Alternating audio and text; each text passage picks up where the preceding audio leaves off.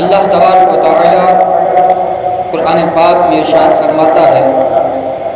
لَقَدْ نَصَرَكُمُ اللَّهُ بِبَدْرٍ وَأَنْتُمْ أَذِلَّةٌ،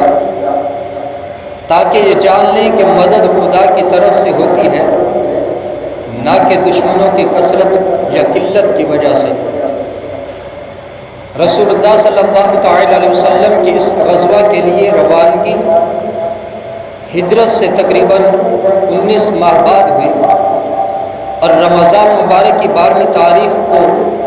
یہ ہجرت کا سفر شروع ہوا۔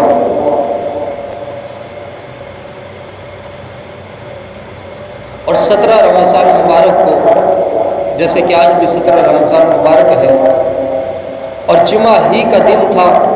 آج بھی جمعہ، اسی طرح 17 رمضان مبارک کو جمعہ کے روز جنگ و قتال واقع ہوا، اور بعض نے اس میں ہفتہ کا دن بھی ذکر کیا ہے۔ تو میرے محترم سامعین کرام اور پیارے اسلام بھائیو، اس ماہ رمضان مبارک کی 17 تاریخ کو غزوہ بدر واقع ہوا، اور رمضان مبارک کا مہینہ، اور جیسے آج گرمیوں کے دن ہے، گرمی شدید ہے، اسی طرح گرمیوں کے دن اور تمام صحابہ کرام علیہم رضوان روزہ دار تھے، اور تعداد میں بھی بہت کم، صرف 313 صحابہ کرام علیہم رضوان کی جماعت، اور دشمنوں کی تعداد اس سے 3 گنا زیادہ تھی۔ کفار ہر طرح سے جنگی ساز و سامان سے لیس تھے، اور صحابہ کے پاس جنگ کا ساز و سامان نہ ہونے کے برابر تھا، لیکن پھر بھی ہر طرف سے یہ آوازیں آ رہی تھی کہ غلامان محمد جان دینے سے نہیں ڈرتے، غلامان محمد جان دینے سے نہیں ڈرتے، یہ سر کٹ جائے یا رہ جائے کچھ پرواہ نہیں کرتے۔ تو میرے محترم سامعین کرام، صحابہ کرام کی تعداد 313 تھی، اور ان میں سے 77 یعنی 77 مہاجرین تھے، اور 236 انصار تھے،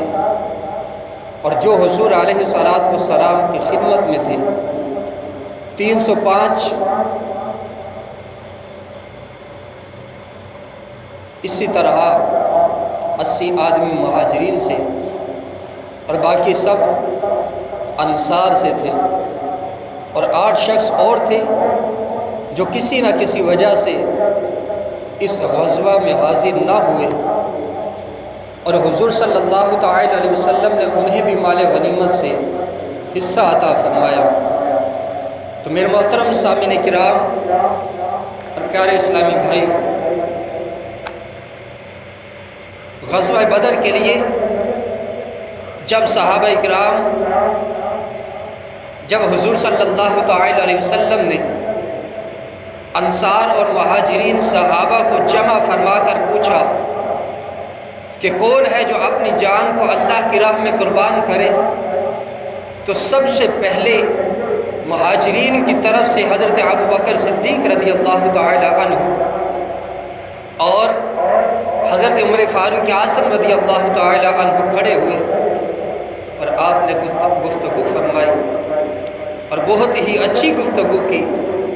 تو حضور علیہ السلام کو ان کی باتیں، ان کی گفتگو پسند آئی، اور ان کے حق میں دعائے خیر فرمائی۔ ان کے بعد انصار میں سے قبیلہ خزرج کے سردار حضرت سعد بن عبادہ رضی اللہ تعالی عنہ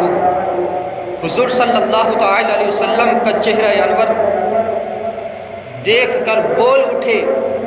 کہ یا رسول اللہ صلی اللہ تعالی علیہ وسلم، کیا آپ کا اشارہ ہماری طرف ہے؟ کیا آپ کا اشارہ ہماری طرف ہے؟ یا رسول اللہ صلی اللہ تعالی علیہ وسلم، خدا کی قسم ہم وہ جانثار ہیں کہ اگر آپ کا حکم ہو تو ہم سمندر میں کود پڑیں، اگر آپ کا حکم ہو تو ہم سمندر میں بھی کود پڑیں گے۔ اسی طرح انصار کے ایک اور معزز سردار حضرت مقداد بن اسود رضی اللہ تعالی عنہ جوش میں آ کر عرض کرتے ہیں کہ یا رسول اللہ صلی اللہ تعالی علیہ وسلم، ہم حضرت موسیٰ علیہ نبینا علیہ السلام کی قوم کی طرح یہ نہیں کہیں گے کہ آپ اور آپ کا خدا جا کر لڑیں، ہم تو یہاں بیٹھے ہیں، بلکہ ہم لوگ آپ کے دائیں بائیں اور آگے پیچھے لڑیں گے۔ انصار کے ان دونوں سرداروں کی تقریریں سن کر